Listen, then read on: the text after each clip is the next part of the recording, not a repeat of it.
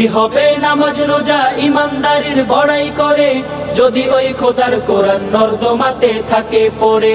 মসজিদের কোণে বসে জিকির যতই করো কষে, এভাবে যায় না পাওয়া আল্লাহকে, এভাবে যায় না পাওয়া আল্লাহকে। আসসালামু আলাইকুম ওয়া রাহমাতুল্লাহি ওয়া বারাকাতুহু। আলহামদুলিল্লাহ, আসসালাতু ওয়াসসালামু আলা রাসূলিল্লাহ নবিয়িনা মুহাম্মদ ওয়া আলা আলিহি ওয়া সাহবিহি ওয়া মান ওয়ালা, আম্মা বা'দ।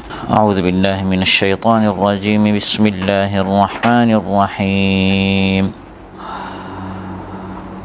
واذكر في الكتاب إسماعيل إنه كان صادق الوعد وكان رسولا نبيا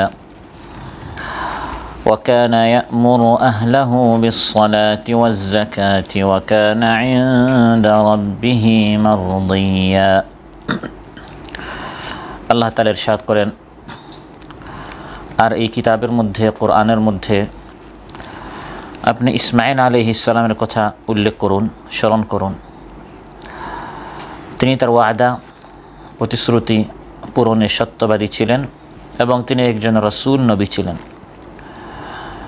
এবং তিনি তার আহালকে সালাত এবং যাকাতের হুকুম করতেন এবং তিনি ছিলেন তার রবের নিকট সন্তোষভাজন। বাংলাদেশ স্টুডেন্ট ওয়েলফেয়ার অ্যাসোসিয়েশন কর্তৃক আয়োজিত ছাত্রভাইদেরকে নিয়ে সাথী শিক্ষা বৈঠকে উপস্থিত সম্মানিত সভাপতি, ভাই পরিচালক এবং আমার প্রাণপ্রিয় সাথী ভাইয়েরা, সূরাত মারিয়ামের 54 এবং 55 দুটি আয়াত তিলাওয়াত করে এর সরল বাংলা অনুবাদ উপস্থাপন করেছি।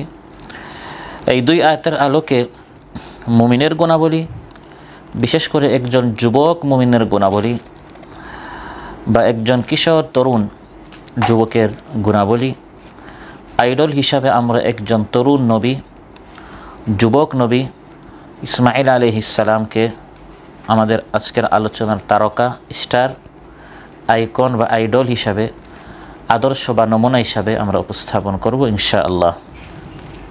সূরাত মারিয়ামের 54 এবং 55 নম্বর দুটি আয়াত তিলাওয়াত করে এর সরল সহজ আমি বাংলা অনুবাদ উপস্থাপন করেছি। সম্মানিত সাথী ভাইরা, সূরাত মারিয়াম হচ্ছে কোরআন কারীমের একমাত্র সূরা যে সূরাটি একজন নারীর নামে নামকরণ করা হয়েছে। কোরআন কারীমে একটাই সূরা একজন নারীর নামে নামকরণ করা হয়েছে এবং একজন মহিলারই নাম কোরআনে এসেছে। কোরআনের একটি আদব হচ্ছে যে মা বোনদের নামটাও এক ধরনের পর্দা। বিনা প্রয়োজনে মা বোনদের নাম প্রকাশ না করা ভালো, এটা একটা আদব, এটা কোনো ফরজ ওয়াজিব না, তবে আদব। এরকম বলা যে অমুকের মা, অমুকের বোন, অমুকের মেয়ে, পুরুষের নাম নিয়ে বলাটা আদব এবং কোরআন কারীম এই আদবটি রক্ষা করা হয়েছে। বলা হয়েছে ইমরাআতু ফিরআউন, ফিরআউনের স্ত্রী, নাম বলা হয় নাই। হাদিসের মধ্যে এসেছে আসিয়াতু বিনতে মুজাহিম, ইমরাআতু নূহ, ইমরাআতু লূত, ওয়া ইমরাআতুহু হাম্মালাতাল হাতাব, স্ত্রীর ক্ষেত্রে বলা হয়েছে। বোনের ক্ষেত্রে ওয়াকারাত লি উখতিহি কুসি, উখতিহি মানে তার বোন, মুসা আলাইহিস সালামের বোন। ওয়া আওহাইনা ইলা উম্মি মুসা, নাম বলা হয় নাই, মুসা আলাইহিস সালামের মা বলা হয়েছে। এভাবে এটা হচ্ছে ইসলামের একটি আদব যে মা বোনদের সব কিছু পর্দায়, এমনকি নামটাও পর্দায় রাখাটা ভালো, বিনা প্রয়োজনে প্রকাশ না করা। প্রয়োজন হলে, যেমন মারিয়ামের বিষয়টা এখানে একটা প্রয়োজন ছিল যে ঈসা আলাইহিস সালামের বাবা নেই, এখন ঈসা ইবনু মান, তিনি কার ছেলে, এটা তো বলা প্রয়োজন, এজন্য মারিয়ামের নামটি প্রকাশ করা হয়েছে ঈসা ইবনু মারিয়াম। সূরাত মারিয়াম মক্কাতুল মুকাররমায় নাজিল হয়েছে, একটি মাক্কি সূরা। এবং এই সূরার মধ্যে আল্লাহ সুবহানাহু ওয়া তাআলা বেশ কয়েকজন নবীদের নাম উল্লেখ করেছেন ধারাবাহিকভাবে। প্রথমে জাকারিয়া আলাইহিস সালামের ঘটনা, তারপর ইয়াহইয়া, তারপর মারিয়াম এবং তার ছেলে ঈসা আলাইহিস সালাম, ইব্রাহিম আলাইহিস সালাম, মুসা আলাইহিস সালাম, ইসমাঈল আলাইহিস সালাম, ইদ্রিস আলাইহিস সালাম, ধারাবাহিকভাবে বেশ কয়েকজন নবীর ঘটনা আল্লাহ তাআলা উল্লেখ করেছেন। কারো ঘটনা বিস্তারিত, কারো ঘটনা সংক্ষেপে।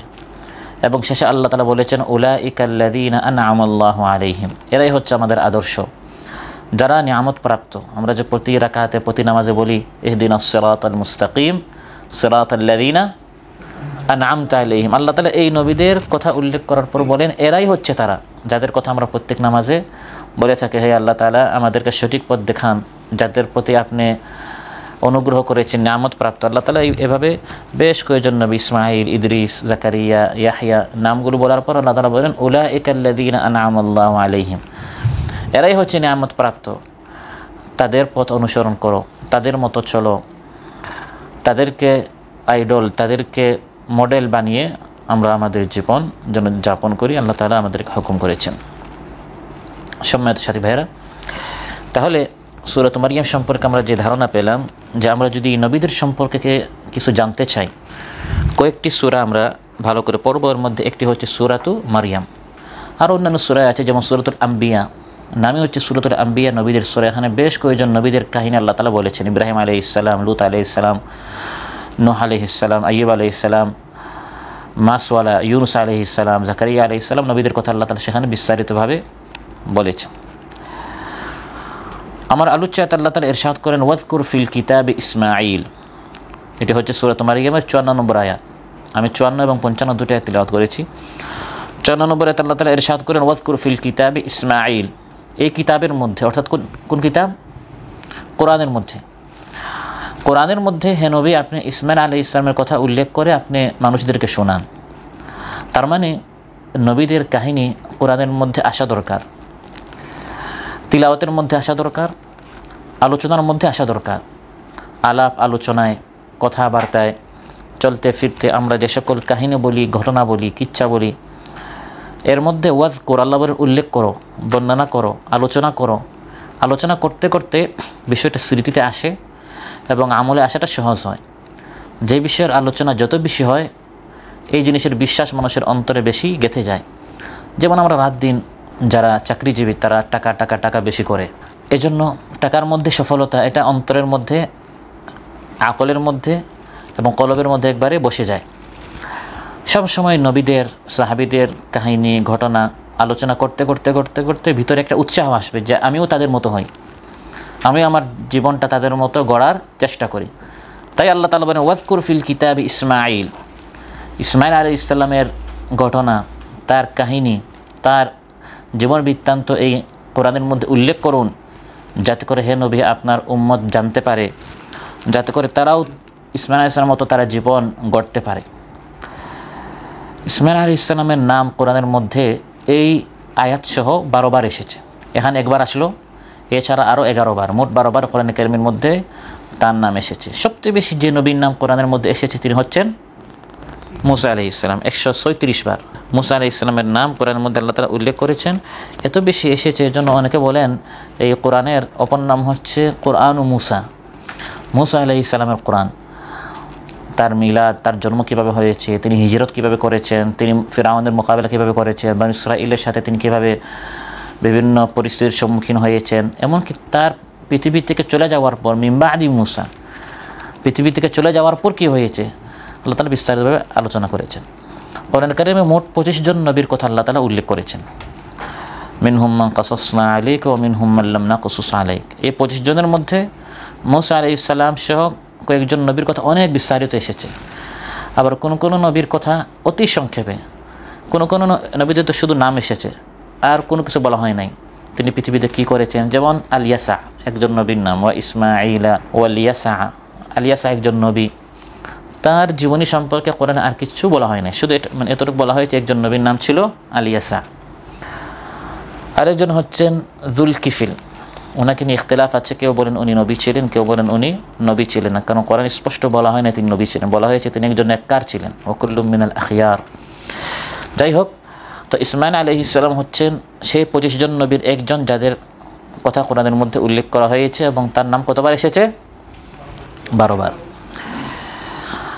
আল্লাহ তাআলা বলেন যে ইসমাঈল আলাইহিস সালাম হচ্ছেন তাদের একজন যাদেরকে আমি শ্রেষ্ঠত্ব দান করেছি, যাদেরকে আমি এই পৃথিবীবাসীর উপর আমি তাদেরকে আলাদা মর্যাদা দিয়েছি। আলাদা হতে হলে আলাদা কিছু করতে হয়, 10 জনের মতো রেজাল্ট করতে হলে 10 জনের মতো লেখাপড়া করলে হবে, আর আলাদা হতে হলে আলাদা একটু মেহনত করতে হয়, আলাদা ভিন্ন একটু কিছু করলে ভিন্ন কি হয়, ফলাফল হয়। তো ইসমাঈল আলাইহিস সালাম তিনি তার জীবন আলাদাভাবে গড়েছেন বিধায় আল্লাহ তাআলা বলেন যে আমি তাকে আলাদা মর্যাদা দিয়েছি। সূরাতুল আনআম ৮৬ নম্বর আয়াত 86 আল্লাহ তাআলা বলেন যে আমি ইসমাঈল আলাইহিস সালামকে বিশ্ববাসীর উপর তাকে আলাদা মর্যাদা দিয়েছি, শ্রেষ্ঠত্ব দিয়েছি। ওয়া ইসমাঈল ওয়াল ইয়াসা ওয়া ইউনুস ওয়া লূতা ওয়া কুল্লান ফাদ্দালনা আলাল আলামিন। ইসমাঈল আলাইহিস সালামের বড় একটি মর্যাদা হচ্ছে, বৈশিষ্ট্য হচ্ছে যে তিনি নেককার ছিলেন। তিনি কি ছিলেন? নেককার ছিলেন। একজন যুবক সম্পর্কে নেককার বলা এটি চারটাখানি বিষয় নয়। আমরা যদি মসজিদে যাই দেখা যাবে অধিকাংশ মুরব্বীরাই থাকে, দ্বীনি বৈঠকে, দ্বীনি মজলিসে, ইতিকাফে, হজ উমরায়। সাধারণত মোটামুটি একটু বয়স হওয়ার পর, যাদেরকে আমরা একটু বয়স্ক বলি, 40-এর পর বা 50-এর পর মানুষ একটু আখিরাতমুখী হয়। কিন্তু মানুষ যৌবনে সাধারণত বলা হয় 25 থেকে 40 হচ্ছে যৌবন, 18 থেকে 25 হচ্ছে তারুণ্য, এর আগে হচ্ছে একজন কিশোর থাকে। তো এই যে বয়সটা 15, 20, 25, 30, এই সময় একজন নেককার হওয়া এটা চারটেখানি বিষয় না, এটা অনেক বড় বিষয়। কারণ দুনিয়া তাকে হাতছানি দিয়ে আহ্বান করে, রঙিন দুনিয়া, সুন্দর দুনিয়া, বিভিন্ন ক্লাব, বিভিন্ন সাইট, ওয়েবসাইট। এই সময় একজন যুবক নেককার হিসাবে টিকে থাকা, এবং আল্লাহ তাআলা নিজে সাক্ষী দিচ্ছেন। আমরা অনেক সময় বলি এই লোকটা অনেক ভালো, লোকটা নামাজি, লোকটা নেককার, এটা আমাদের সাক্ষী। কিন্তু ইসমাঈল আলাইহিস সালাম সম্পর্কে আল্লাহ তাআলা নিজে বলছেন ইসমাঈল একজন নেককার যুবক ছিল। সুবহানাল্লাহ। এই সাক্ষীটা আমরা পাবো সূরাতুস সাদ 48 নম্বর আয়াত 48। ওয়াযকুর ইসমাঈল ওয়াল ইয়াসা ওয়া যাল কিফলি ওয়া কুল্লুম মিনাল আখিয়ার।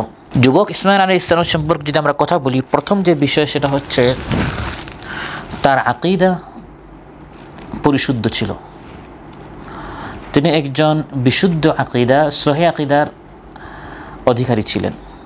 কোরআনের মধ্যে আল্লাহ তাআলা সেটা উল্লেখ করেছেন, এবং এটা স্বাভাবিক একটা বিষয় যেহেতু তিনি নবী ছিলেন।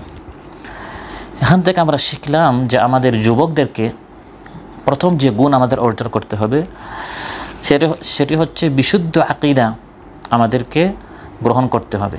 সহিহ আকীদা আমাদেরকে আগে পড়তে হবে, শিখতে হবে, জানতে হবে। তাওহীদ সংক্রান্ত, তাওহীদ কি, শিরিক কি, ঈমান কি, কুফর কি, এই বিষয়গুলো আমরা যারা সাথেই আছে আমাদেরকে ক্লিয়ার, স্পষ্ট জানতে হবে।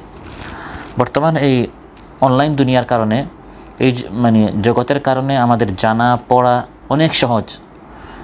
ফলে ইহুদিরা, খ্রিস্টানেরা বা ইসলামের শত্রু যারা আছে তারা আমাদের আকীদা, বিশ্বাস, ঈমানকে নষ্ট করার জন্য বিভিন্নভাবে, নাটকের মাধ্যমে, সিনেমার মাধ্যমে, সেমিনারের মাধ্যমে বিভিন্নভাবে তারা অনেক সময় সরাসরি তারা বলবে না, কিন্তু একটা মেসেজ দিবে।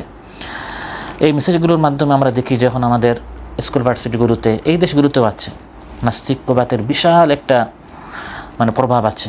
এই আরব দেশে অনেক এখন ছেলেরা আছে যারা একসময় প্রশ্ন করে বসে, আদৌ আল্লাহ বলতে কিছু আছে, রব বলতে কিছু আছে, মাবুদ বলতে কিছু আছে, এই যে যা দেখি না তা বিশ্বাস করি না, এই যে বিভিন্ন মতবাদ বিভিন্নভাবে। তো এই জন্য একজন যুবককে প্রথমে আমাদের আকীদা, ঈমান মজবুত করতে হবে। এই জন্য যে আমাদের মূল বুনিয়াদ, আমাদের মূল ফাউন্ডেশন, আমাদের মূল ভিত্তি হচ্ছে কি? ঈমান, তাওহীদ। যদি আমার ভিত্তিটি মজবুত না থাকে তখন আমাকে অতি সহজে সঠিক পথ থেকে যে কেউ আমাকে বিচ্যুত করতে পারবে। এজন্য এই পথের উপর টিকে থাকার জন্য আমাদেরকে তাওহীদ সম্পর্কে, শিরিক সম্পর্কে, ঈমান সম্পর্কে, কুফর সম্পর্কে আমাদেরকে ব্যাপক লেখাপড়া করতে হবে, জানতে হবে। ইসমাঈল আলাইহিস সালামের আকীদা কেমন ছিল? সূরাতুল বাকারার মধ্যে আল্লাহ তাআলা ইরশাদ করেন, قالوا نعبد إلهك وإله آبائك إبراهيم وإسماعيل وإسحاق إلها واحدا ونحن له مسلمون। সূরাতুল বাকারা আয়াত নাম্বার 133। ইসমাঈল আলাইহিস সালামের আকীদা কেমন ছিল? আল্লাহ তাআলা বলেন, ইয়াকুব আলাইহিস সালামের সন্তানেরা তাকে বলল যে আমরা ইবাদত করছি আপনার ইলাহের এবং আপনার পূর্বপুরুষ যারা ছিল তাদের ইলাহ, তাদের মাবুদের, ইসমাঈল, ইসহাক, ইয়াকুব, তাদের ইলাহের। তার এখানে সাক্ষী দেওয়া হচ্ছে যে ইসমাঈল আলাইহিস সালামকে আল্লাহ তাআলা, ইসমাঈল আলাইহিস সালাম আল্লাহ তাআলাকে সত্য মাবুদ হিসেবে তিনি গ্রহণ করেছেন, এবং তার আকীদা বিশুদ্ধ ছিল। ইসমাইল আলাইহিস সালামের আরেকটি বড় গুণ ছিল, কোরআনের মধ্যে আল্লাহ তাআলা উল্লেখ করেছেন, সেটি হচ্ছে তিনি মসজিদ নির্মাণ করেছিলেন। বাবা ইব্রাহিম আলাইহিস সালামের সাথে মসজিদ নির্মাণে তিনি অংশগ্রহণ করেছিলেন। সমাজের কাজে আসে, মানবতার কাজে আসে, দেশের কাজে আসে, রাষ্ট্রের কাজে আসে, মানুষের কল্যাণে আসে, যে কোনো কাজে একজন যুবককে এগিয়ে আসতে হবে। সাধারণত নেতৃত্ব দিবে, বুদ্ধি দিবে যারা একটু বয়স্ক, তারা আমাদেরকে আমাদের বাহু দ্বারা, হাত দ্বারা কী করতে হবে, তাদেরকে সহযোগিতা করতে হবে, যেটা ইব্রাহিম আলাইহিস সালাম এবং ইসমাঈল আলাইহিস সালাম তারা দুইজন করেছিলেন। নেতৃত্ব দিয়েছেন মূলত ইব্রাহিম আলাইহিস সালাম। وإذ يرفع إبراهيم القواعد من البيت وإسماعيل ربنا تقبل منا إنك أنت السميع العليم সূরাতুল বাকারা 127 নম্বর আয়াত। আল্লাহ তাআলা বলে, সেই সময় স্মরণ করো যখন ইব্রাহিম আলাইহিস সালাম তিনি কাবা ঘরের ভিত্তি উঠাচ্ছিলেন, তাকে সহযোগিতা করছিল ইসমাইল আলাইহিস সালাম। তখন ইসমাইল আলাইহিস সালাম বয়স 10, 12, 13, 15, বিভিন্ন তাফসির বিভিন্ন রকম এসেছে, এই বয়সের মধ্যেই তিনি ছিলেন।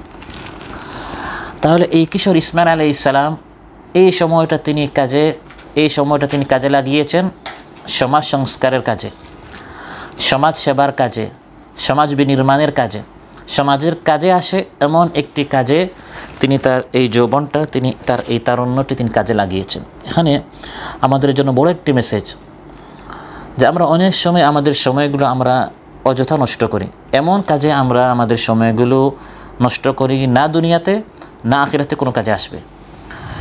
ইসমাইল আলাইহিস সালাম তিনি তার বাবার পাশে দাঁড়িয়েছেন, মসজিদ নির্মাণ করেছেন, এমন মসজিদ, এমন কাবা, এমন ঘর যা কিয়ামত পর্যন্ত কাজে আসে। এখানে সূক্ষ্ম আরেকটি মেসেজ আমাদেরকে দেওয়া হচ্ছে, একজন তরুণ যুবক সে সমাজের জন্য এমন কাজ করবে যার ফায়দাটি, যার কল্যাণটি দীর্ঘ সময়ের হবে। আমি এমন কাজ করব না যেটা 2 বছর, 5 বছর, 10 বছরে কী হয়ে যাবে, শেষ হয়ে যাবে। ইসমাইল আলাইহিস সালাম যে প্রজেক্ট হাতে নিয়েছেন, যে আমি এই কাবা ঘর নির্মাণ করতে চাই, এটি যুগ যুগ ধরে চলবে কিয়ামত পর্যন্ত। তাহলে আমরা যারা যুবক আছি, আমরা সমাজের জন্য এমন কিছু কাজ করে যাওয়ার চেষ্টা করব যার কল্যাণ জাতি, মানুষ, সমাজ পাবে অল্প দিন, অনেক দিন পর্যন্ত। যত দীর্ঘ সময় মানুষ এর কল্যাণ পাবে ততদিন পর্যন্ত আমি সওয়াব পাবো। এটাকে বলে সাদাকা জারিয়া, চলমান সাদাকা। সাদাকা 2 ধরনের, একটি হচ্ছে শেষ হয়ে যায়, আপনি এক জিনিস একজনকে দিনে শিখে এটা শেষ করে ফেললো, এটারও সওয়াব আছে। আর একটা হচ্ছে জারি, চলমান সাদাকা। কাবা ঘরে যত মানুষ তাওয়াফ করবে, সালাত আদায় করবে, ইবাদত করবে, সমান সওয়াব ইসমাইল আলাইহিস সালাম তারা পাবেন। আরেকটি গুণ, সেটি হচ্ছে দোয়া। আরেকটি গুণ কি? দোয়া। এই আয়াতের মধ্যে 127 নম্বর আয়াতেই কাবা ঘরের মতো একটি মহা কাজ, নেকির কাজ করার পর বাবা এবং সন্তান তারা এটি বলেন না যে আমরা কাজ করেছি, আমরা জান্নাতে যাব না, তো কে যাবে? বরং তারা বলেছেন, রব্বানা তাকাব্বাল মিন্না ইন্নাকা আনতাস সামিউল আলিম। হে আল্লাহ, আমরা একটি ঘর নির্মাণ করেছি, আমরা চেষ্টা করেছি যতটুকু আমাদের সাধ্যে আছে একটি ঘর নির্মাণ করার, যাতে করে এখানে আপনার ইবাদত করা হয়। আপনি এই আমলটা আমাদের পক্ষ থেকে কী করুন, কবুল করুন। এটি আমাদের জন্য অনেক বড় একটি মেসেজ। আমি একটি দাওয়াতি কাজ করলাম, আমি এক ভাইকে টার্গেট নিলাম, আমি এক ভাইকে একটা বই দিলাম, এখন আল্লাহ তাআলা আমাকে জান্নাত দিবেন না তো কাকে দিবেন? আমি তো কাউকে গান বাজনার দিকে, আমি তো কাউকে কোনো খারাপ কাজের দিকে আহ্বান করি না, আমি তাকে জান্নাতের দিকে আহ্বান করেছি, এখন আমি অবশ্যই জান্নাতে যাবই।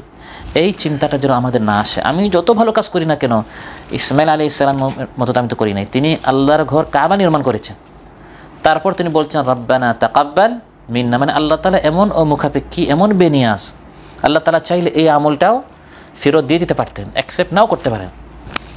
এজন্য এখানে আমাদের জন্য অনেক বড় মেসেজ। ইসমাইল আলাইহিস সালামের আরেকটি বড় গুণ হচ্ছে যে তিনি পরিবেশ বান্ধব ছিলেন। তাকে আল্লাহ তাআলা হুকুম করেছিলেন মসজিদ কী করার, পরিষ্কার করার। পরিষ্কার পরিচ্ছন্নতা হচ্ছে ঈমানের একটি গুরুত্বপূর্ণ অংশ। আমাকে নিজের ঘর, নিজের রুম, নিজের অফিস, নিজের পরিবেশ, নিজের এলাকা, আমি যেখানেই থাকি না কেন, একজন ইমানদারের গুণ হবে পরিচ্ছন্নতা, পরিষ্কার, পবিত্রতা। আল্লাহ তাআলা ইসমাঈল আলাইহিস সালামকে এবং তার বাবা ইব্রাহিম আলাইহিস সালামকে হুকুম করেছেন সূরাতুল বাকারা 125 নম্বর আয়াত, وعهدنا إلى إبراهيم وإسماعيل أن طهرا بيتي للطائفين والعاكفين والركع السجود। যারা এই মসজিদে নামাজ পড়তে আসবে, আপনারা একটা মসজিদ বানালেন, এই মসজিদে যারা আসবে যাতে করে তারা নির্বিঘ্নে নিশ্চিন্তে সুন্দরভাবে কিয়াম করতে পারে, রুকুও করতে পারে, সাজদা করতে পারে, ইতিকাফ করতে পারে, এই জন্য সবসময় মসজিদটা যেন পরিষ্কার থাকে। আমরা এক জায়গায় প্রোগ্রাম করি, আমার অফিস, আমাদের সাংগঠনিক যে রুমে বা যে অফিসে যেখানে আমরা প্রোগ্রাম করি, সবসময় তো আর আমরা থাকি না, মাঝে মধ্যে আমাদের কিছু অতিথি ভাইরা আসে না, নতুন এক ভাই, অনেক সময় সে আমাদের আলোচনা দ্বারা ততটুকু প্রভাবিত হবে না, আমাদের পরিবেশ দেখে, আমাদের পরিচ্ছন্নতা দেখে সে যতটুকু প্রভাবিত হবে। এজন্য রাসূল সাল্লাল্লাহু আলাইহি ওয়াসাল্লাম ইরশাদ করেন, আত-তুহুরু শাতরুল ঈমান, পবিত্রতা হচ্ছে ঈমানের অর্ধেক। ইসমাঈল আলাইহিস সালামের আরেকটি বড় গুণ আল্লাহ তাআলা কোরআনের মধ্যে উল্লেখ করেছেন, সেটা হচ্ছে সবর। সেটা হচ্ছে সবর, যেটাকে বাংলায় বলা হয় ধৈর্য। সূরাতুল আম্বিয়া 85 এবং 86 নম্বর আয়াত, ওয়া ইসমাঈল ওয়া ইদরিস ওয়া যাল কিফলি কুল্লুম মিনাস সাবিরিন ওয়া আদখালনাহুম ফি রাহমাতিনা ইন্নাহুম মিনাস সালিহিন।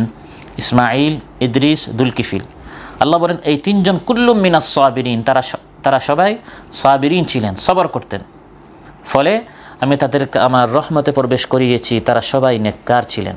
আল্লাহু আকবার। আল্লাহ তাআলা নিজে প্রশংসা করেছেন তাদের।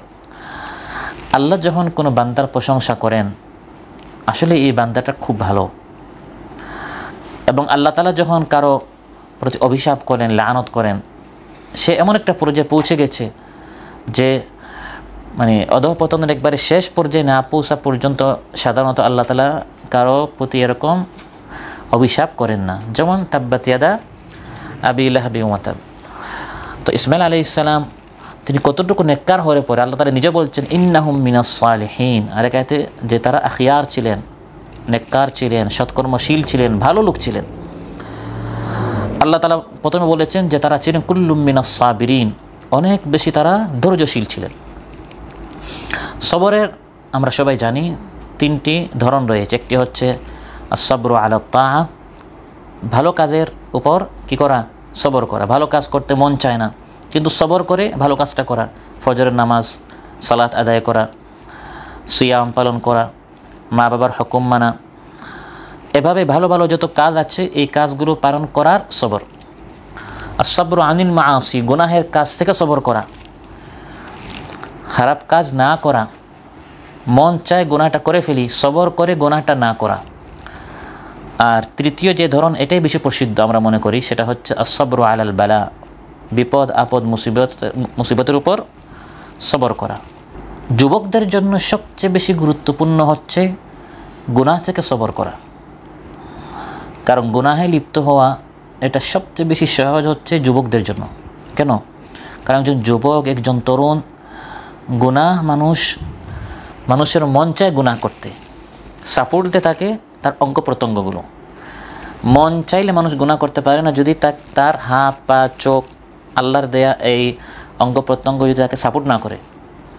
তো একজন বৃদ্ধ বা একজন অসুস্থ, সে যদি বেডে শুয়ে থাকে, বিছানায় শুয়ে থাকে, সে গুনাহ করতে চাচ্ছে কিন্তু সে পারছে না, কারণ তার পা তার হাত তাকে সাপোর্ট করছে না। কিন্তু একজন যুবক, তার দৃষ্টি এত শক্তিশালী, সে ঘন্টার পর ঘন্টা ফেসবুকে যদি সে তাকিয়ে থাকে, তার ব্রেন সমস্যা নেই। কিন্তু একজন বয়স্ক বা অসুস্থ ব্যক্তি, সে আধা ঘন্টা 1 ঘন্টা দেখলে দেখা যায় তার চোখে সমস্যা হচ্ছে। তো একজন যুবক দীর্ঘ সময় পর্যন্ত গুনাহে লিপ্ত থাকতে পারে তার দৃষ্টিশক্তির মাধ্যমে, তার শ্রবণ শক্তির মাধ্যমে, তার বোধ শক্তির মাধ্যমে, স্মৃতিশক্তির মাধ্যমে, হাত পায়ের মাধ্যমে। এই জন্য গুনাহ থেকে বেঁচে থাকতে হলে, গুনাহ থেকে বেঁচে থাকার সবর সবচেয়ে বেশি গুরুত্বপূর্ণ হচ্ছে যুবকদের জন্য। কারণ সাধারণত গুনাহের দিকে বেশি আহ্বান করা হয় কাদেরকে? যুবকদেরকে, তরুণদেরকে, কিশোরদেরকে। এজন্য কোরআনের মধ্যে আল্লাহ তাআলা নবীদেরকে আমাদের সামনে আইডল হিসাবে উপস্থাপন করেছেন যে এই যৌবনকালে তারা কীভাবে গুনাহ থেকে দূরে ছিলেন। এবং এর সবচেয়ে সুন্দর চমৎকার দৃষ্টান্ত হচ্ছে হযরত ইউসুফ আলাইহিস সালাম। তিনি তার যৌবনকালে কিভাবে তিনি গুনাহ থেকে দূরে ছিলেন। কোরআনের মধ্যে আল্লাহ তাআলা বলছেন যে ইউসুফ আলাইহিস সালাম যখন দুনিয়া তাকে আহ্বান করেছে এবং দুনিয়ার সবচেয়ে লোভনীয় আকর্ষণীয় জিনিসটা তাকে আহ্বান করেছিল সেটা হচ্ছে নারী। একজন যুবককে পথস্খলিত করার জন্য, সঠিক পথ থেকে তাকে বিচ্যুত করার জন্য একটি হচ্ছে নারী, একটি হচ্ছে অর্থ। যে কোনো মানুষকে, বিশেষ করে যুবকদেরকে, এই দুইটা জিনিস হচ্ছে শয়তানের সবচেয়ে শক্তিশালী হাতিয়ার। 22 নম্বর আয়াতে আল্লাহ তাআলা বলছেন যে এই পরীক্ষার সম্মুখীন যখন ইউসুফ আলাইহিস সালাম হয়েছিলেন তখন তিনি তার জীবনের কোন ধাপে ছিলেন, কোন স্তরে ছিলেন? আল্লাহ তাআলা বলেন ওয়ালাম্মা বালাগা আশুদ্দাহ, যখন তিনি তার যৌবনের পরিপূর্ণতায় পৌঁছলেন। বয়স 20, 25, 30 এই বয়সে যখন মানুষ তার শরীরটা একবারে পরিপূর্ণতায় পৌঁছে যায়। কারণ মানুষ তার জীবনে 3টি ধাপ তার রয়েছে। প্রথমে মানুষ দুর্বল থাকে, তারপর সে শক্তিশালী হয়, তারপর আবার মানুষ কী হয়ে যায়? দুর্বল হয়ে যায়, যেটা আল্লাহ তাআলা সূরাতুর রুমে বলেছেন আল্লাহুল্লাযী খালাকাকুম মিন দাফিন। মানুষ প্রথমে দুর্বল হয় তার মা বাবার মুখাপেক্ষী থাকে। যখন সে যৌবনে পৌঁছে তখন মা বাবা তার প্রতি আর সন্তান তার প্রতি, দুই থেকে সবাই তার প্রতি কী থাকে? তাকিয়ে থাকে। সে তখন শক্তিশালী থাকে। আর শেষ বয়সে আল্লাহ তাআলা বলেন সুম্মা জাআলা মিন বাদি কুওয়াতিন দাফান ওয়া শাইবা, আবার মানুষ যখন দুর্বল হয়ে যায় তখন মা বাবা দেখা যায় তার সন্তানের প্রতি তাকিয়ে থাকে। মানে শেষ বয়সে মা বাবা সন্তানের প্রতি, আর শুরুতে সন্তান তার মা বাবার প্রতি, আর মাঝখানের এই বয়সে উপর নিচ সবাই তার দিকে তাকিয়ে থাকে। তখন সে তাকে অমুখাপেক্ষে, তখন তার শক্তিটা বেশি থাকে। এই বয়সে যখন ইউসুফ আলাইহিস সালাম পৌঁছে গেলেন, আল্লাহ তাআলা ইরশাদ করেন ওয়ারাওয়াদাতুহুল্লাতী হুয়া ফী বাইতিহা আন নাফসি,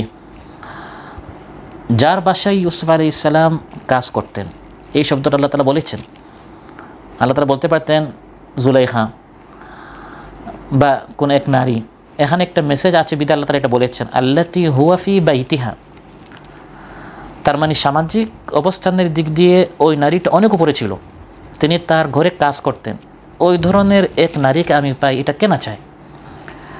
সাধারণত পুরুষেরা ঘুরে তার থেকে সামাজিক, তার মানে সমমানের বা তার থেকে নিচের, আর উপরেরটা শুধু স্বপ্নেই থাকে। সে জায়গায় ইউসুফ আলাইহিস সালাম যার ঘরে কাজ করতেন তিনি তার পিছনে যাননি, বরং ওই নারী তাকে আহ্বান করেছে। সামাজিকভাবে সে তার অনেক উপরে। আল্লাতী হুয়া ফী বাইতিহা আন নাফসি ওয়া গাল্লাকাতিল আবওয়াব, সব দরজা বন্ধ করে দিল। ওয়া ক্বালাত হাইতা লাক, এবং নারী তাকে আহ্বান করলো। এই সময় একজন যুবক আলোচনা করাটা বা আলোচনা শোনাটা যতটুকু সহজ, ওই সময় নিজের পবিত্রতা টিকিয়ে রাখা এটা চারটিখানি বিষয় নয়। ওই নারী সব দরজা বন্ধ করেছে। ইউসুফ আলাইহিস সালামও জানেন যে সব দরজা বন্ধ। ওয়া গাল্লাকাতিল আবওয়াব, ওয়া আগলাকাত আল্লাহ বলেন নাই, বন্ধ। আল্লাহ বলেছেন ওয়া গাল্লাকাত, ভালো করে সে প্রত্যেকটা দরজা ভিতর থেকে বন্ধ করেছে, নিশ্চিত হয়েছে। ইউসুফ আলাইহিস সালামও জানেন যে এই নারী সব দরজা বন্ধ করেছে, তারপরেও তিনি বন্ধ দরজার দিকে গিয়েছেন। কারণ ইউসুফ সালাম জানেন যে আমার কাজ হচ্ছে বন্ধ দরজা পর্যন্ত যাওয়া, আল্লাহর কাজ হচ্ছে বন্ধ দরজা খুলে দেওয়া। এখানে আমাদের জন্য অনেক বড় একটা শিক্ষা, যে আমরা অনেক সময় অনেক অজুহাত আমরা পেশ করি, এটা আসলে সম্ভব না, হচ্ছে না, আমি চেষ্টা করেছি, আসলে এটা মানে হবে না। বর্তমান এই জামানা হচ্ছে ফিতনা ফাসাদের জামানা, একটু আসলে ম্যানেজ করে চলতে হয়, এগুলো আমরা বলি না। ইউসুফ আলাইহিস সালাম বলেছেন না, দরজা বন্ধ, তিনি জানেন। তো আমার কাজ হচ্ছে যতটুকু আমার সাধ্যে, আলাল মারই আন ইয়াসআ ওয়া ইয়াবদুলা জুহদাহু ওয়া ইয়াকদি ইলাহাল হাক্কি মা কানা কাদিয়া। বান্দার দায়িত্ব হচ্ছে যতটুকু আমার সাধ্যে আছে ততটুকু আমি চেষ্টা করব, বাকিটা আল্লাহ তাআলা কী করবেন? আমাকে কামিয়াবি পর্যন্ত আল্লাহ তাআলা আমাকে পৌঁছাবেন। বন্ধ দরজা আল্লাহ তাআলা খুলে দিয়েছেন। জ্বলন্ত আগুনকে আল্লাহ তাআলা ঠান্ডা বানিয়ে দিয়েছেন, শান্তিদায়ক ঠান্ডা বানিয়ে দিয়েছেন। সমুদ্রের মধ্যে আল্লাহ তাআলা স্থলের রাস্তা আল্লাহ তাআলা বানিয়ে দিয়েছেন। আল্লাহ তাআলা সব করতে পারেন, কিন্তু আল্লাহ তাআলা চান যে বান্দা যেন সামান্য চেষ্টা করে এগিয়ে আসে, তখন আল্লাহ তাআলা সহজ করে দেন। তাহলে এখানে ইউসুফ আলাইহিস সালামের এই ঘটনার মধ্যে আমরা শিক্ষা পাই যে একজন যুবক কীভাবে তার যৌবনকালকে সে আল্লাহর ইবাদতে কাটাবে, এমনকি ফিতনা ফাসাদ সব দিক থেকে যদি তাকে ঘিরে ফেলে, সে কোনো অজুহাত না দিয়ে বরং সে আল্লাহর হুকুমের উপর টিকে থাকবে, সে তার পবিত্রতা রক্ষা করবে। আল্লাহ তাআলা আমাদের সবাইকে তৌফিক দান করুন। এবং কিয়ামতের দিন যে 7 দলকে সাবআতুন ইউযিল্লুহুমুল্লাহু ফি যিল্লিহি ইয়াওমা লা যিল্লা ইল্লা যিল্লুহু, আল্লাহর আরশের ছায়া ছাড়া অন্য কোনো ছায়া নেই যেদিন, ওই দিন যে 7 দলকে আল্লাহ তাআলা স্থান করে দিবেন তার আরশের ছায়ার নিচে, এর মধ্যে এক দল হচ্ছে ওয়াশাবুন নাশআ ফি ইবাদাতিল্লাহ, একজন যুবক তার যৌবনকালকে আল্লাহর ইবাদতে কাটিয়েছে। রাসূল সাল্লাল্লাহু আলাইহি ওয়াসাল্লাম এটা বলেন না একজন মানুষ, একজন পুরুষ, একজন ব্যক্তি, একজন যুবক। কারণ এখানে একটা মেসেজ আছে যে মহানবী সাল্লাল্লাহু আলাইহি ওয়াসাল্লাম চান আমরা আমাদের এই যৌবনকালটা আমরা আল্লাহর দ্বীনের কাজে অতিবাহিত করি। পারা যাবে তো ইনশাআল্লাহ? অনেক লোভনীয়, অনেক আকর্ষণীয়, অনেক অফার আসবে, কিন্তু ফি ইবাদাতিল্লাহ, আল্লাহর ইবাদত কাটাতে হবে। যেটা আমি একবার শুরুতে বলেছি, এই সময়টা প্রত্যেকের মঞ্চে একটু বিশ্রাম নিতে, আরাম করতে, ঘোরাঘুরি করতে, কিন্তু না, একজন যুবক যখন আল্লাহর দ্বীনের পথে চলে আসে আল্লাহ অনেক খুশি হয়ে যান। এজন্য আরশের ছায়ার স্থান দেয়া, এটা ওই এখন আমরা সামান্য টের পাওয়া শুরু হয়েছে, সামনে আরও 1-2 মাস পর যখন গরম আরও বেশি বাড়বে আমরা আরেকটু বুঝবো এই এসির, এই ছাদের, এই ছায়ার কত গুরুত্ব রয়েছে। আর সেই সময় তো সূর্যটা একবার মাথার উপর চলে আসবে, কাদরা মিরিন বলা হয়েছে 1 মাইল দূরত্বে। এই সময় সবাই চাইবে ওই আরশের ছায়ার স্থান পেতে, কিন্তু সবাই পাবে না। তখন ভিআইপি বিশেষ ব্যক্তিবর্গ হবে তারা, একদল যুবক যারা এই যৌবনকালটি আল্লাহর ইবাদত কাটিয়েছে। সুবহানাল্লাহ। তাহলে ইসমাঈল আলাইহিস সালামের গুরুত্বপূর্ণ একটি গুণ ছিল যে তিনি গুনাহ থেকে সবর করতেন, এবং তিনি আল্লাহ তাআলা বলেন সাবিরিন, তিনি একজন ধৈর্যশীল যুবক ছিলেন। যখন তিনি দুনিয়াতে আসলেন ওই সময় আল্লাহ তাআলা তার একটি গুণ বলে দিয়েছেন। সূরাতুস সাফফাত 101 নম্বর আয়াত, ফাবাশশারনাহু বিগুলামিন হালিম। বিগুলামিন, আমি ইব্রাহিম আলাইহিস সালামকে এক সন্তানের সুসংবাদ দিলাম, অর্থাৎ ইসমাঈল আলাইহিস সালাম, যার গুণ হচ্ছে তিনি কি হবেন? হালিম হবেন। হালিম বলা হয় যে সহনশীল হবে। এটাও ধৈর্যের এক প্রকার। ধৈর্য মানে ধৈর্যের একটি গুরুত্বপূর্ণ স্তর হচ্ছে আল হিলম। আল হিলম হচ্ছে সবরের একটি প্রকার। ধৈর্যশীল হতে হতে হতে হতে একজন বান্দা হালিম হয়, মানে তার বিরুদ্ধে সে শুনবে যে তার গীবত হচ্ছে, চুগলখড়ি হচ্ছে, তার বিরুদ্ধে ষড়যন্ত্র হচ্ছে, তাকে হে প্রতিপন্ন করা হচ্ছে, মস্কারি করা হচ্ছে, শুধু এই কারণে যে আমি দিনের কাজ করছি। সে কি করবে? মাফ করে দিবে, সবর করবে। সবর করতে করতে করতে করতে বান্দা একসময় কী হয়ে যায়? হালিম হয়ে যায়। সহনশীল হওয়া, ধৈর্যশীল হওয়া, নিজের রাগকে কন্ট্রোলে রাখা, তাড়াহুড়া না করা, অস্থির না হওয়া, এগুলো হচ্ছে হালিম, সহনশীলতার পরিচয়। সবরের বলেছিলাম একটি হচ্ছে গুনাহ থেকে সবর করা, আরেকটি হচ্ছে আল্লাহর ইবাদতের, আল্লাহর তাআত, আল্লাহর আনুগত্যের উপর কী করা? সবর করা। এটার দৃষ্টান্ত ইসমাঈল আলাইহিস সালাম দিয়েছিলেন সবচেয়ে কঠিন পরীক্ষা, যেটা সামনে আমাদের মাসখানিক পর এটা বেশি আলোচনা হয়ে থাকে কুরবানির দিনগুলোতে, যেটা আল্লাহ তাআলা সূরাতুস সাফফাত 102 নম্বর আয়াতে বিস্তারিতভাবে বলেছেন যে তিনি কিভাবে একজন তিনি তখনও যুবক হন নাই, তিনি তখন মাত্র হাঁটার বয়সে তিনি পৌঁছিয়েছেন। কিন্তু এগুলো আসলে আমাদের জন্য আদর্শ, যে এই বয়সে যদি একজন কিশোর সে দিনটা এতটুকু বুঝে থাকে, তার রবের হুকুমের গুরুত্ব এতটুকু দিতে সে শিখতে পারে, তাহলে আমাদেরকে কতটুকু দিতে হবে। ফালাম্মা বালাগা মাআহুস সাই, আল্লাহ তাআলা বলেন যখন ইসমাঈল আলাইহিস সালাম হাঁটার বয়সে পৌঁছলেন, মানে মোটামুটি বাবার বিভিন্ন কাজে আসেন, বলেছেন আমি স্বপ্নে দেখেছি তোমাকে আমি জবাই করছি। কতটুকু কঠিন একটা বিষয়, জীবন চলে যাওয়ার বিষয়, প্রাণ কুরবান দেওয়ার বিষয়।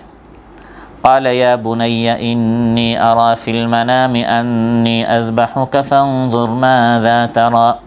তিনি বলেন আমি স্বপ্নে দেখেছি যে আমি তোমাকে জবাই করছি, যাবাহ করছি, বলো তো দেখি তোমার মত কি।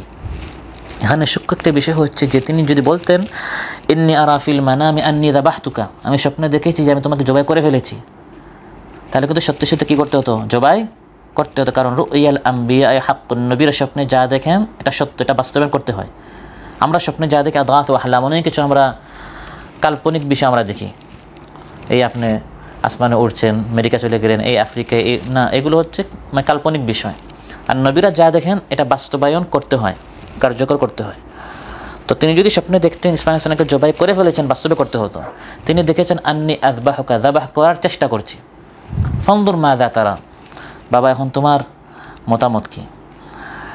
সন্তান মতামত দিলেও তিনি জবাই করার চেষ্টা করতেন, মতামত না দিলেও চেষ্টা করতেন। কিন্তু তিনি দেখতে চাইলেন এই কিশোর, এই তরুণ, এই যুবক, আমি আমার ছেলেকে এত বছর যে আমি প্রশিক্ষণ দিলাম, সে কতটুকু শিখলো। এখন হচ্ছে পরীক্ষার সময়, আমাদের পরীক্ষা হয় না, হয় কিনা? আমাদের পরীক্ষা স্কুলে হয়, ভার্সিটিতে হয়, সংগঠনে আমাদের পরীক্ষা হয়, সিলেবাস আছে। তো পরীক্ষার মাধ্যমে এটা প্রমাণিত করার জন্য, প্রমাণ দেওয়ার জন্য যে এতদিন সে কী শিখলো, এটা মোটামুটি একটু আইডিয়া করার জন্য। তো বাবা তার সন্তানকে সাথে রেখে রেখে এতদিন ঈমান শিখালেন, আমল শিখালেন, তাকওয়া শিখালেন, সবর শিখালেন, সে কতটুকু শিখলো। এখন হচ্ছে পরীক্ষার সময়, যেমন বাবা তেমন সন্তান। قال يا أبت افعل ما تؤمر ستجدني إن شاء الله من الصابرين। আল্লাহর হুকুম মানার জন্য ইসমাঈল আলাইহিস সালাম কেমন তিনি রাজি হয়ে গেলেন। তিনি বললেন, বাবা আপনি যা আদিষ্ট হয়েছেন, আপনাকে যা হুকুম করা হয়েছে, অর্ডার করা হয়েছে, এটা আপনি পালন করার জন্য আপনি শুরু করুন। আপনি ইনশাআল্লাহ আমাকে সবরকারীদের মধ্যে পাবেন। সুবহানাল্লাহ। আমরা কি আমাদের মা বাবা যখন আমাদেরকে কোনো কথা বলে, আমরা কি এই ধরনের কথা বলতে পারি? অনেক সময় আমরা অনেক অভিযোগ, অনেক আপত্তি, অনেক কথা আমরা আমাদের মা বাবাকে শুনিয়ে ফেলি। ইসমাঈল আলাইহিস সালাম তখন জানতেন না যে তিনি বাঁচবেন। তিনি জানতেন যে তিনি তখন জবাই হবেন। তিনি যে জবাই হবেন না এটা তো আমরা এখন জানলাম, বা তিনি এটা পরে জানলেন। কিন্তু ওই সময় যখন তিনি বলছেন, তিনি মনে প্রাণে জানেন যে এখন আমাকে জবাই করা হবে। সাতাজিদুনি ইনশাআল্লাহ। এখানে একটা শিক্ষা যে এত বড় নবী হওয়ার পরেও তিনি এটা বলেন নাই যে আমি সবর করে ফেলবো, বরং বলেছেন ইনশাআল্লাহ, আল্লাহ চাহে তো। কারণ আমি যত বড় মুত্তাকি, নেককার হওয়ার চেষ্টা করি না কেন, শেষ বয়সে, শেষ মুহূর্তে মানুষ জাহান্নামী হয়ে যেতেও পারে।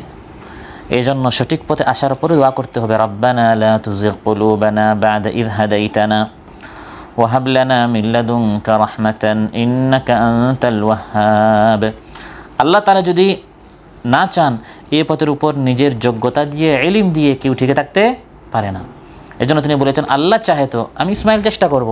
কিন্তু বলা যায় না যখন ছুরিটা আমার গলায় চালানো হবে তখন আমি টিকে থাকতে, আমি হতে পারে টিকে থাকতে পারবো না, তখন আমি বলবো যে আমি আর পারতেছি না। এই জন্য সাতাজিদুনি ইনশাআল্লাহ, আল্লাহ চাহে তো আপনি আমাকে সাবিরিনদের মধ্যে পাবেন। আল্লাহ তাআলা বলছেন ফালাম্মা আসলামা ওয়া তাল্লাহু লিল জাবিন। বাবা যাবাহ করার জন্য আর সন্তান যাবাহ হওয়ার জন্য। সুবহানাল্লাহ। কতটুকু ঈমান যদি হয়, সন্তান শুয়ে পড়েছে এবং তার বুকে তার বাবা তাকে যাবাহ করার জন্য, ওয়া তাল্লাহু লিল জাবিন। তখন আল্লাহ তাআলা, লম্বা ঘটনা আমি সেদিকে যাচ্ছি না, আল্লাহ তাআলা জান্নাত থেকে দুম্বা পাঠিয়ে সন্তানকে বাঁচিয়ে দিলেন। কিন্তু ইসমাঈল আলাইহিস সালাম যে আল্লাহর হুকুম মানার জন্য দাঁড়িয়ে গেলেন, রাজি হয়ে গেলেন, এটি হচ্ছে আমাদের জন্য সবচেয়ে বড় শিক্ষা। সম্মানিত উপস্থিতি, আমার আলোচ্য আয়াতে আল্লাহ সুবহানাহু ওয়া তাআলা ইরশাদ করেন, ওয়াযকুর ফিল কিতাবি ইসমাঈল। ইসমাঈল আলাইহিস সালামের কথা উল্লেখ করো। এখানে আল্লাহ তাআলা একটি গুণ উল্লেখ করেছেন, ইন্নাহু কানা সাদিকাল ওয়া'দ, যে ইসমাঈল আলাইহিস সালাম তিনি তার ওয়াদায় সত্যবাদী ছিলেন। তিনি তার ওয়াদায় সত্যবাদী ছিলেন। এটি হচ্ছে একজন যুবক মুমিনের অন্যতম একটি গুণ। ওয়াদা পূরণ করতে হবে, ওয়াদায় সত্যবাদী হতে হবে। ইসমাঈল আলাইহিস সালাম তার গুরুত্বপূর্ণ একটি ওয়াদা ছিল, সাতাজিদুনি ইনশাআল্লাহু মিনাস সাবিরিন। এটি তার একটা ওয়াদা ছিল যে আপনি আপনার স্বপ্নে যা দেখেছেন তা বাস্তবায়ন করুন, আপনি আমাকে সবর হিসাবে পাবেন। এটা তিনি কথা দিয়েছেন। কিন্তু বাস্তবে তার কথায় কাজে কোনো গরমিল ছিল না। সাদিকাল ওয়াদি, তিনি তার ওয়াদা পূরণ করেছেন, তিনি শুয়ে গেছেন, তিনি তার ওয়াদা পূরণ করার জন্য রাজি হয়ে গেলেন। তাহলে ওয়াদা পূরণ করা, যে কথা আমি বলবো এই কথা এবং আমার কাজে কোনো গরমিল না থাকা, এটি হচ্ছে ইসমাঈল আলাইহিস সালামের অন্যতম একটি গুণ। সূরাতুত তাওবা ৭৫, ৭৬ এবং ৭৭ এই তিনটি আয়াতে আল্লাহ তাআলা এক মুনাফিকের কথা উল্লেখ করেছেন। সে তার ওয়াদা পূরণ করে নাই, সে তার ওয়াদা খেলাফি করেছে। প্রথমে গরিব ছিল, তাফসীর এসেছে, তাফসীর ইবনে কাসীরে তার নাম সালাবা। ومنهم من عاهد الله لئن آتانا من فضله لنصدقن ولنكونن من الصالحين। প্রথমে গরিব ছিল, এসে রাসূল সাল্লাল্লাহু আলাইহি ওয়াসাল্লামকে বলল, ইয়া রাসূলুল্লাহ, আমার কাছে তো টাকা পয়সা নেই, আপনি একটু দোয়া করেন আল্লাহ তাআলা যেন আমাকে মাল দেন। রাসূল সাল্লাল্লাহু আলাইহি ওয়াসাল্লাম সাথে, হে সাহাবা, মাল কিন্তু অনেক বড় পরীক্ষা। মাল পেলে তখন তুমি এই দ্বীনি মাহৌল থেকে, পরিবেশ থেকে, বৈঠকাতি থেকে, তালিম থেকে, নামাজ থেকে, ইবাদত থেকে দূরে চলে যেতে পারো। সে বলল, না ইয়া রাসূলুল্লাহ, আপনি দোয়া করেন, আমি ইনশাআল্লাহ দ্বীনের পথ থেকে দূরে যাব না, আমি আপনাকে কথা দিচ্ছি। রাসূল সাল্লাল্লাহু আলাইহি ওয়াসাল্লাম তার জন্য দোয়া করলেন আর একটা বকরি দিলেন। মহানবী সাল্লাল্লাহু আলাইহি ওয়াসাল্লামের দোয়া কী হয়? কবুল হয়। এক বকরি থেকে 2, 2 থেকে 10, 10 থেকে 20, এমন অবস্থা হলো। আগে সে পুরা দিন মসজিদে পড়ে থাকতো, কারণ কোনো মাল ছিল না, সম্পদ ছিল না, ব্যস্ততা ছিল না। এখন যখন তার সম্পদ বাড়া শুরু হলো, এখন সম্পদের ব্যস্ততায় সে এখন যোহরের নামাজ আসতে পারে না, যেহেতু সকাল থেকে মোটামুটি সন্ধ্যা পর্যন্ত এগুলো নিয়ে ব্যস্ত থাকে। সন্ধ্যায় আসতো, আসর মাগরিব এসে সে মসজিদে আদায় করতো। কিছুদিন পর মাল আরও বেশি বাড়লো, এখন আসর এসে আসতে পারে না, শুধু ফজরটা পরে সে তার এই মেষপাল ইত্যাদি যেগুলো আছে এগুলো নিয়ে সে ব্যস্ত হতো। মাগরিব এসে কী হতো? শরিক হতো। আরও বেশি বাড়তে বাড়তে এমন অবস্থা হলো যে মদিনার কোনো ময়দানে তার এই ছাগলগুলো, বকরিগুলো কী হয় না, জায়গা হয় না, বাহিরে এক জায়গায় সে নিয়ে গেল। এখন মাগরিব এসে আসতে পারে না, ফজরও আসতে পারে না, এখন সে সাপ্তাহিক নামাজি হয়ে গেল, শুধু জুমার নামাজে আসে। করতে করতে এখন জুমার নামাজেও আসে না, 1 মাস 2 মাস 3 মাসে একবার মসজিদে আসে। বছর শেষ হলো, যাকাত ফরজ হলো। রাসূল সাল্লাল্লাহু আলাইহি ওয়াসাল্লাম তখন যাকাত সংগ্রহকারীকে পাঠালেন, সে ওই ব্যক্তিকে তাড়িয়ে দিল, কারণ যার মাল বেশি তার যাকাতও বেশি। সে চিন্তা করলো, এত মাল আমি যাকাত দিব? তখন মহানবী সাল্লাল্লাহু আলাইহি ওয়াসাল্লাম বললেন, হে সালাবা, তোমাকে শুরুতে আমি বলেছিলাম যে মাল হচ্ছে পরীক্ষা। লম্বা ঘটনা, আমি পুরো ঘটনা বলি না, সংক্ষেপে বলেছে। আল্লাহ তাআলা সাহাবাকে পরীক্ষা করেছেন মাল দ্বারা। আমাদের এক একজনকে আল্লাহ তাআলা এক এক রকম পরীক্ষা করে থাকেন। দিয়ে ধন চায় এমন কেড়ে নিতে কতক্ষণ, আল্লাহ কেড়ে নিতে কী লাগে না, সময় লাগে না। বিভিন্ন ধরনের ধন আল্লাহ তাআলা আমাদেরকে দিয়ে থাকেন, কাউকে অর্থ, কাউকে চাকরি, কাউকে ব্যবসা। এক একজনকে এক এক ধরনের ব্যস্ততায় আল্লাহ পরীক্ষা করেন, যে এক সময় এই বান্দার কিছু ছিল না, তখন আমার কাছে আসতো, যখন ব্যস্ত হয়ে গেল তখন আসে কিনা। নেয়ামত পেয়ে যারা নেয়ামত কদর না করে আল্লাহকে ভুলে যায়, এরই হচ্ছে একটা রেড সিগন্যাল যে এই নেয়ামত থেকে সে বঞ্চিত হয়ে যাবে। নেয়ামতের শুকরিয়া আদায় না করলে এটি হচ্ছে একটি আলামত, একটি চিহ্ন যে কোনো সময় সে এই নেয়ামত থেকে মাহরুম হয়ে যেতে পারে। ইসমাঈল আলাইহিস সালাম সম্পর্কে আল্লাহ তাআলা বলেন, ওয়াকানা রাসূলান নাবিয়্যা, তিনি রাসূল ছিলেন, নবী ছিলেন। এটা সূরাতুন নিসা 163 নম্বর আয়াতে আল্লাহ তাআলা বিস্তারিত বলেছেন যে তিনি রাসূল, নবী, তার প্রতি ওহী করা হয়েছিল। ওয়াহাইনা ইলা ইব্রাহিম ওয়া ইসমাঈল আল আয়া, যে সকল নবীদের প্রতি আমি ওহী করেছিলাম এর মধ্যে একজন হচ্ছেন ইসমাঈল আলাইহিস সালাম, তিনি রাসূল ছিলেন, নবী ছিলেন। তার আরেকটি গুণ আল্লাহ তাআলা আলোচিত উল্লেখ করেছেন, ওয়া কানা ইয়া'মুরু আহলাহু বিস-সালাতি ওয়াজ-যাকাহ। ইসমাঈল আলাইহিস সালাম তিনি তার আহলকে সালাত এবং যাকাতের হুকুম করতেন। সালাত এবং যাকাতের কি করতেন? আন্না নবী সাল্লাল্লাহু আলাইহি ওয়াসাল্লাম বাআসা মুআযান ইলাল ইয়ামান। বুখারীর বর্ণনা, মুআয রাদিয়াল্লাহু যার বয়স 18-20 বছর ছিল। এখানে আমরা যারা আছি অনেকের বয়স 18-20 বছর নাকি? এই বয়সে মহানবী সাল্লাল্লাহু আলাইহি ওয়াসাল্লাম দাওয়াতি কাজের জন্য মুআয রাদিয়াল্লাহুকে পাঠিয়েছেন ইয়ামানে। তার দাওয়াতি কাজ নিজেকে, নিজের পরিবার, নিজের সমাজ, বরং অন্য দেশ পর্যন্ত মহানবী সাল্লাল্লাহু আলাইহি ওয়াসাল্লাম যখন সিলেক্ট করতেন, চয়েস করতেন, তখন যুবকদেরকে তিনি চয়েস করতেন। তারা হতো তার পছন্দের তালিকার একবার শুরুতে, কারণ যুবকেরা গিয়ে যেভাবে দাওয়াতি কাজ করতে পারবে, যতটুকু সময় দিতে পারবে, অন্যান্যরা এত সময় নাও দিতে পারে। মুসআব রাদিয়াল্লাহু আনহু তিনি সর্বপ্রথম সফিরুল ইসলাম ছিলেন। ইয়ামানে, মদিনা মহানবী সাল্লাল্লাহু আলাইহি ওয়াসাল্লাম তাকে পাঠালেন। মহানবী সাল্লাল্লাহু আলাইহি ওয়াসাল্লাম হিজরত করার আগে মুসআব রাদিয়াল্লাহু হিজরত করলেন এবং ওয়াকানা ইউকরিউনাল কুরআন। হাদিসের মধ্যে এসেছে যে হযরত মুসআব মদিনার প্রত্যেকটা ঘরে ঘরে তিনি কোরআন ক্লাস চালু করলেন। তখন হযরত মুসআব রাদিয়াল্লাহু একবারই যুবক ছিলেন, তরুণ ছিলেন।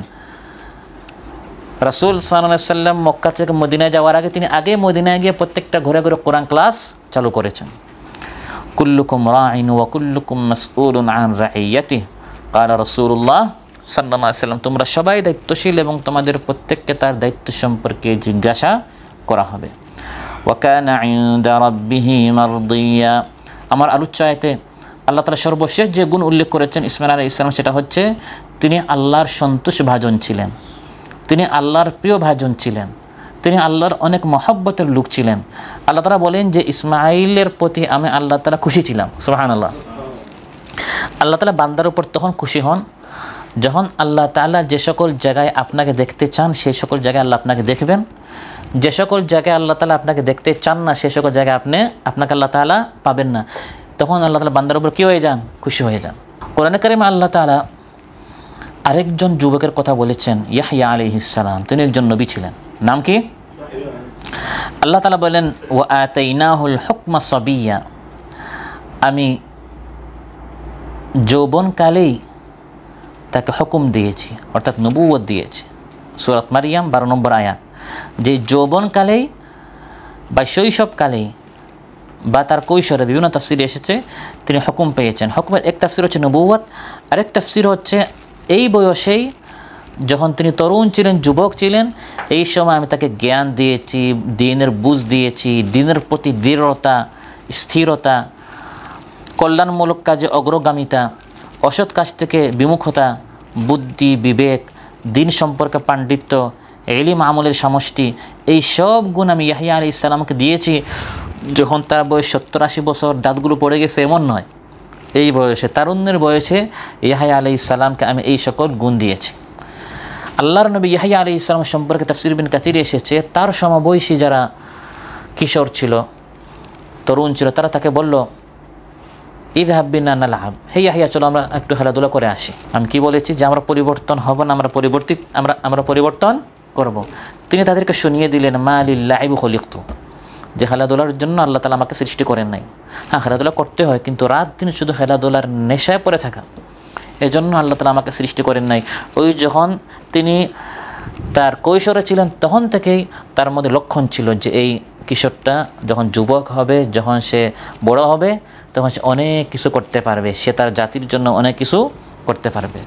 সম্মানিত সাথী ভাইয়েরা, অতএব এই সকল গুণাবলী আমাদের অর্জন করতে হবে, এবং অর্জন করতে হবে যখন আমরা 60 বছর বয়স হবে, নাকি 70 বছর হবে, এই বয়স থেকে, এখন থেকে যা করার যা গড়ার এই যৌবনকালে, এই তারুণ্যে, এই কৈশোরে আমাদেরকে শুরু করতে হবে। এখন আমাদের মেধা আছে, এখন আমাদের সময় আছে, এখন আমাদের শক্তি আছে, এখন আমাদের স্মৃতিশক্তি অনেক ভালো।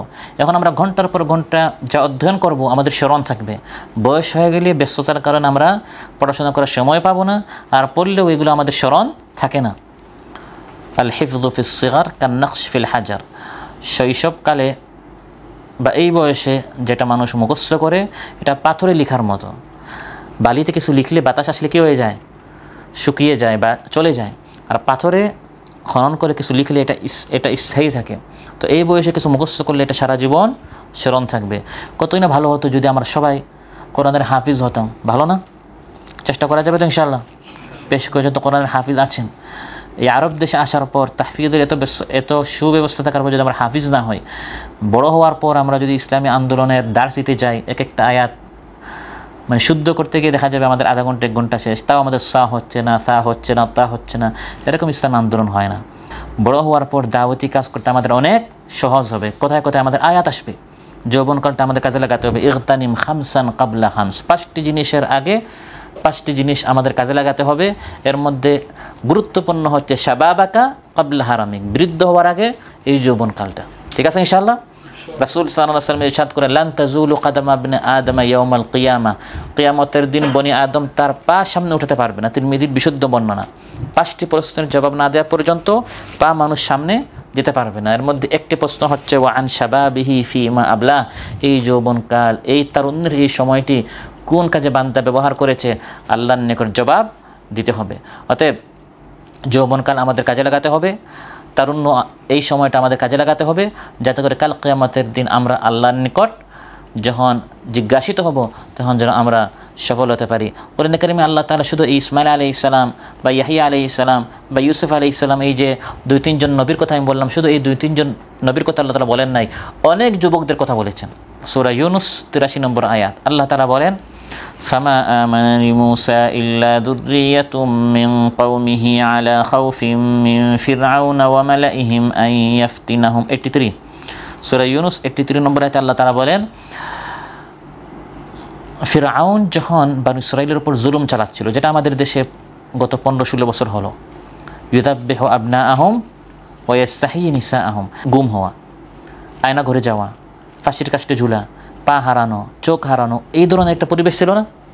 ওই সময় এই ধরনের একটা পরিস্থিতি ছিল।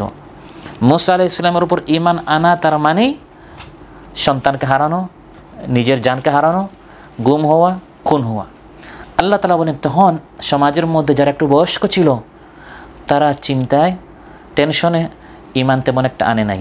ঈমান এনেছে যুররিয়াতুম মিন কওমে। যুররিয়া বলা হয় যুবকদেরকে, যুররিয়া বলা হয় তরুণদেরকে।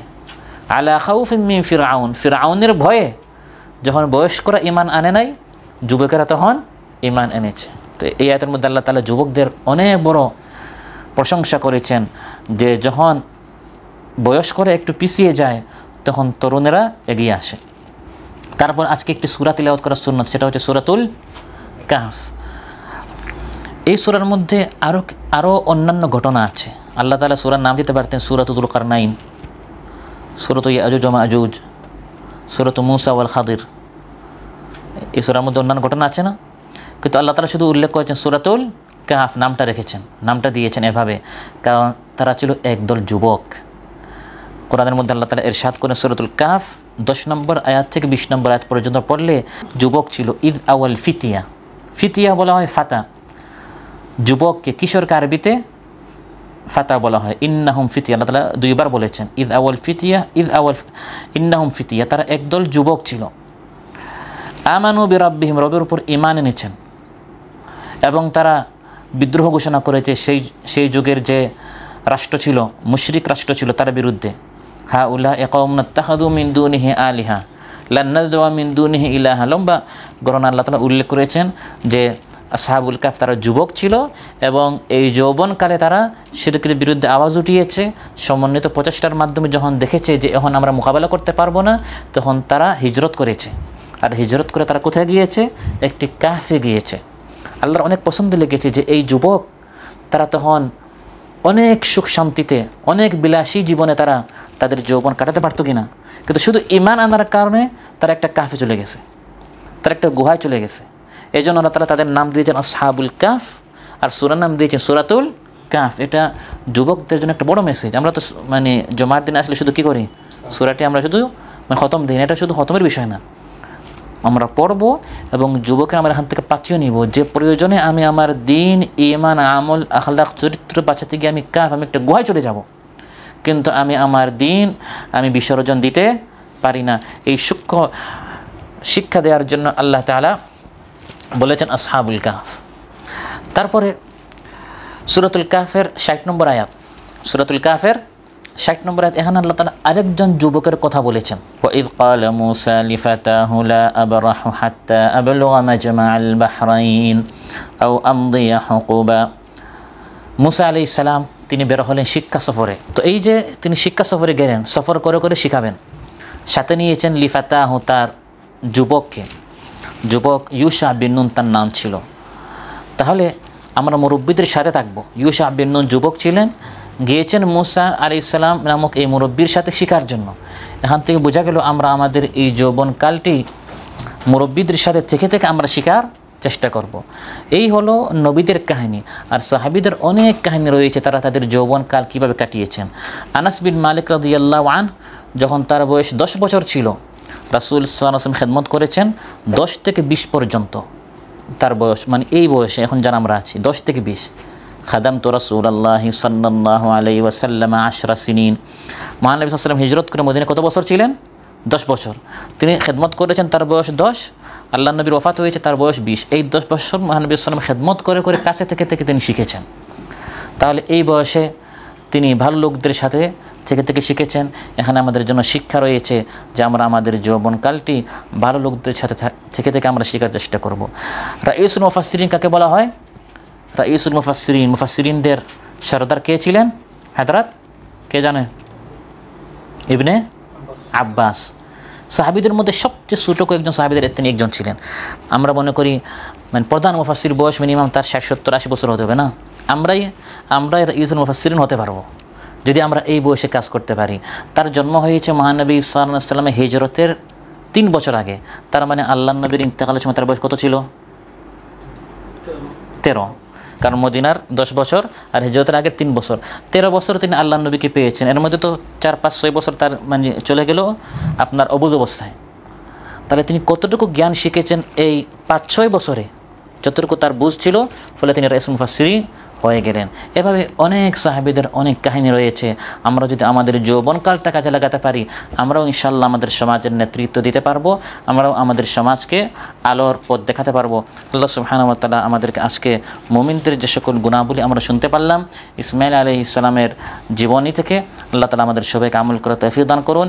আমরা যেন আমাদের সমাজের আদর্শ হতে পারি, আমরা যেন আমাদের সমাজের জন্য, জাতির জন্য, উম্মতের জন্য কিছু করতে পারি, কিছু গড়তে পারি। আল্লাহ তাআলা আমাদের সবাইকে তৌফিক দান করুন। আসসালামু আলাইকুম ওয়া রাহমাতুল্লাহি ওয়া বারাকাতুহু। কি হবে নামাজ রোজা ইমানদারির বড়াই করে, যদি ওই খোদার কোরআন নর্দমাতে থাকে পড়ে। মসজিদের কোণে বসে জিকির যতই করো কষে, এভাবে যায় না পাওয়া আল্লাহকে, এভাবে যায় না পাওয়া আল্লাহকে।